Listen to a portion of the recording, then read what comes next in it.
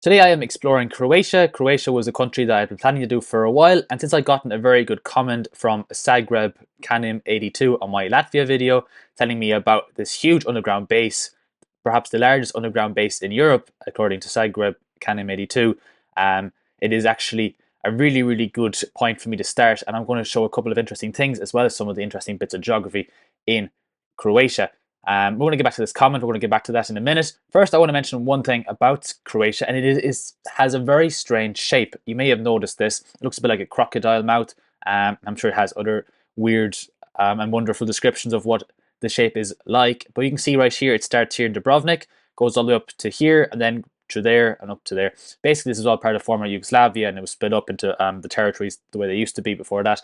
I don't know a lot about Yugoslavia pre the split and stuff, but all I do know is the countries look a bit funny now. And one thing that I did notice, which I thought was quite interesting, is that Bosnia and Herzegovina, as stated on this map, look like a landlocked country, but they are not landlocked, in fact, or it is not landlocked, in fact, because right here, at a place called Neum, they do have a few kilometers of coastline. I thought that was super interesting. Now, keep in mind, Croatia is part of the EU now, so if you want to travel from this part of Croatia here with Dubrovnik to the north side of Croatia, you had to go through Bosnia, Herzegovina, which meant you had to do two border checks with strict custom controls between two, basically in a gap of 20 kilometers. So not a very big gap at all.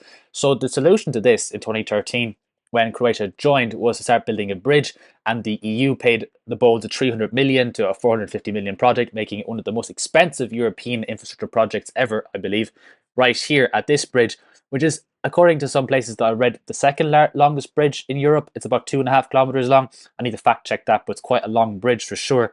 I do have a few images of it. Let me turn off these maps, and you can kind of see the small bit better there. I do have a Google Earth view that I'm going to use. A beautiful bridge. I mean, as you can see, it is quite new, looks still quite clean and really in perfect condition, but wow, beautiful bridge. Bit of a zoom there, some more construction going on the shore. But that bridge, of course, really makes it much easier for the Croatians to go from one side of their country to the other. Makes a lot of sense. Let's see, there was one other thing I wanted to mention about this bridge, and that was at the time that it kind of was opposed by the Bosnians and Herzegovinians because it could, in theory, limit the ability for Neum, this region here, this town here, to act as a major seaport in the future. Now, Croatia is a richer country, I believe, quite a bit richer than Bosnia Herzegovina, which might be why there hasn't been any infrastructure built there yet. If we look at here, this is capital purchasing power per capita. That is Croatia there, 45,000 per citizen compared to 20 in Bosnia Herzegovina. You see Bosnia Herzegovina in green there compared to Serbia at 27, Montenegro at 29, Croatia significantly richer at 45, Slovenia with 53, and then Austria 69. So the further you go towards Central Europe, basically the richer the countries get. But I've heard since Croatia have joined the EU, they've actually been doing quite well relatively. Now, a lot of brain drain, a lot of people leave Croatia to go to European countries and get better wages there. But in terms of southeastern nations, Croatians have been doing quite well. I did have a tab open on that somewhere, probably lost it in all of this. A decade ago, in 2013, the Croatians became a member of the EU. Despite being the newest EU member, it is one of the countries in southeastern Europe that have made the most headway in the integration process. Again, yeah, probably mixed feelings in there about whether EU membership was good or bad for Croatians, but I'm sure in the long term it will be good. It'll bring more trade and stuff. It'll bring. You may have heard of the company. I need to double check these guys are actually Croatian or not, but I do think Rimac, the car company, is Croatian. There we go. You may have heard of these. They make electric cars, quite nice electric cars, in fact. Can we have a quick look at some of their cars? And they are Croatian. So yeah, I'm sure being in the EU is good for them and good for local jobs and whatnot. Really cool brand, actually. Quite off topic though. Let's talk a few minutes about Newham before I go on to the underground bases. Is yeah, as I said, the only town on the Bosnian border, Bosnian Herzegovinian coastline, I should say. Sorry for that weird thing there. Population of 4,000 odd people. It's the history I want to really talk about. So there were these different republics and kingdoms and stuff back in time. One of them was called the Republic of Ragusa, and it wanted to have a buffer zone between themselves and the Venice. There was a threat of Venice invading it via land, so they actually gave some of the land to the Ottoman Empire, which is why we have that kind of little bit of land right there, just to kind of put a border, an actual physical land border between what was once the Venice Empire, I suppose, or principality or kingdom, I forget which, and that other Dubrovnik section, Ragusa. Yeah, basically, I kind of I kind of sped read through this. After the fall of the Republic of Venice, there you go. Then some of the land was given to the Austrian Empire, and then the Austrians eventually tried to buy some of it from the Ottomans, but in vain. Instead, they stationed a warship to block access to the port until the Treaty of Berlin, which gave all of Bosnia-Herzegovina to the Austrian-Hungarian Empire. It had been under Ottoman control for 180 odd years. Then, after the 1918 war, Newham joined the Kingdom of Serbs, Croatia, and Slovenes, but become the Kingdom of Yugoslavia in the 1930s, and so on and so forth. Then, talking about the bridge here, and things I already told you, 420 million, with 357 being paid by the EU. Okay, yeah, I don't want to bore you too much with Wikipedia stuff, but I thought that was quite interesting. I'm going to link that later on. Don't have anything else crazy to say about the bridge and that region. Here was a Quora article about the shape of Bosnia now, Bosnia-Herzegovina. And then showing that actually used to be much smaller in 1322, and then it expanded and expanded, and now it's kind of, yeah, got quite a lot of land relatively, but still, it's just so weird they don't have any coastline. I mean, it is just a bit strange. Obviously, it's probably to do with the fact that there's more ethnic Croatians living in that coastal section. But you would think that a lot of coastline would be useful for tourism. You know, probably plenty of nice beaches there. So they're probably missing out on not having it. But at the same time, if they're all okay with that, then I don't see any issues with that either. Okay, that little anomaly aside, we're going to look at something quite different now. And that is one of the world's, okay, well, definitely one of Europe's largest underground military bases. It is on the border of Croatia and Bosnia-Herzegovina again. And you can see basically it's just a collection of really big, large runways. There is a border patrol post here.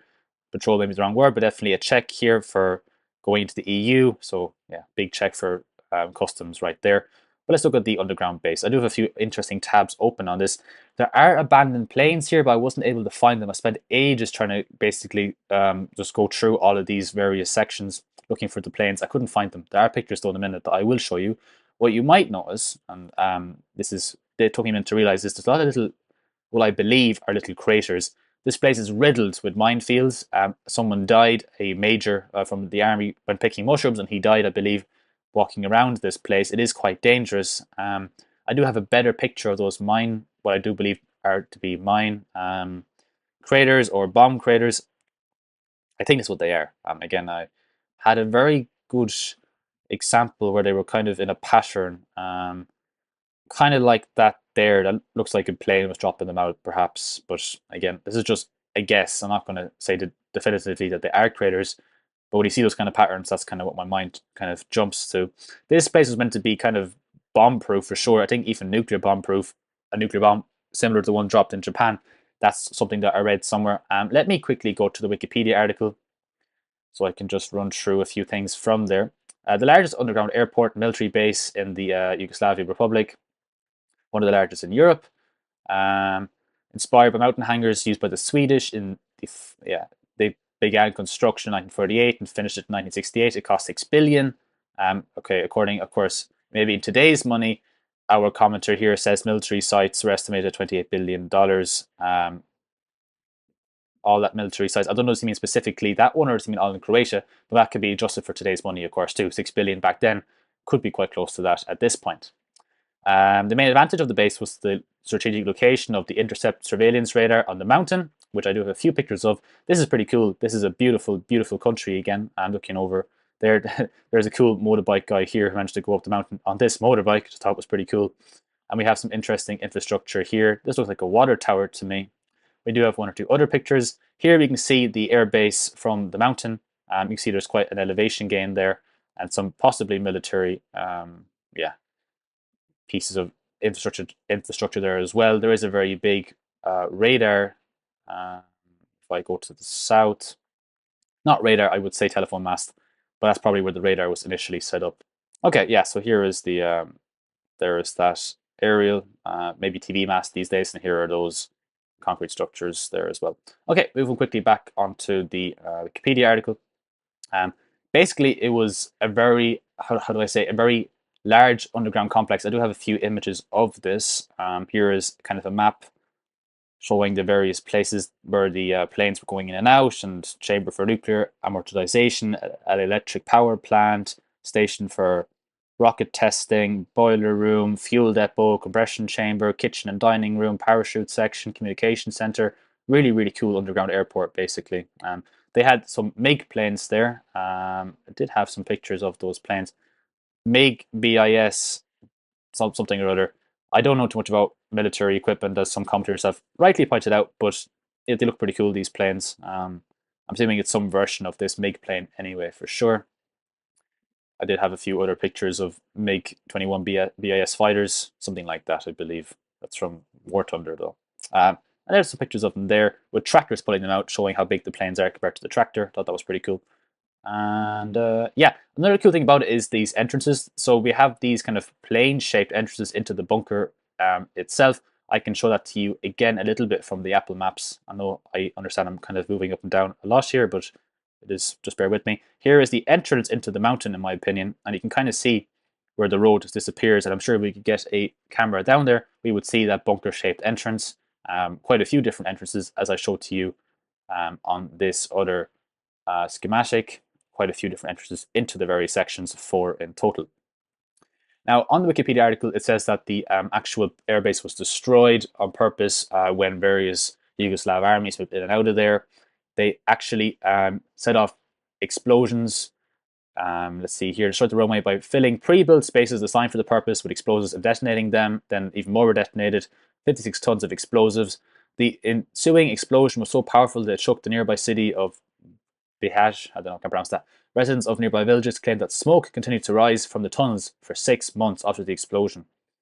So I guess they must have put explosives inside the actual tunnels as well, which is a bit crazy. I wanted to actually show you some of the actual destruction, I believe, which is on the runways. These look like what could have been, exploded craters, not craters, but certainly on purpose that they detonated these sections. Those ones are white, but you can see all over there kind of these holes where they must have taken chunks out of the runway. Again, here, I first thought it was maybe a bomb raid, but no, these were definitely set off on purpose, I'd say, to make the place unusable for any other armies in the area. Nowadays, I think it's illegal for there to be an army base 15 kilometers on any border of the Yugoslav states, but I think this one's actually owned by the Bosnians. That's something that I haven't entirely figured out yet. If I go back to my one here, this says here, airport type military airbase, serves the Bosnian and Herzegovina crowd in Croatia. So I don't exactly understand that. That's something that has kind of confused me.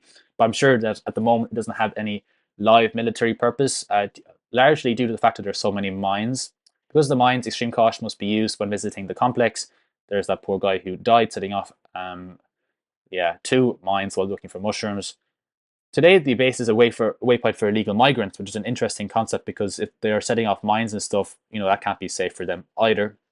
What has been used for today is to use it for training canines to remove actual landmines. So that kind of makes sense. Local police forces currently use the area for that particular job. We're going to have a quick run through the last tabs that I have open here. Again, some nice pictures from the underground. This is another image I saw. This looks a bit different to the one I've been showing you. Not entirely sure what that one is about.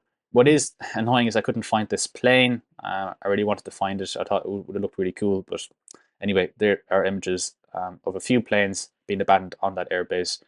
Yeah, it would be a really cool place to visit, of course, if they could figure out the landmine thing. Here's an underground image again, what that would have looked like. It must have been a really cool place to operate from. If we take away the fact that war is terrible, then these infrastructure projects are really, really cool. In this case, of course, really expensive. Remember, 6 billion, which was more than the combined budget of basically all of the various armies in the region at the time that was mentioned in this article as well. If I could just find 3 times the combined current annual military budgets of Serbia and Croatia. So there you go. Quite an expensive, and one of the most expensive projects actually in Europe in terms of expensive military projects. So I thought that was also pretty cool and worth knowing. So yeah, again, this video was basically just showing you those 2 things. Thank you for watching, and I hope you have a good day.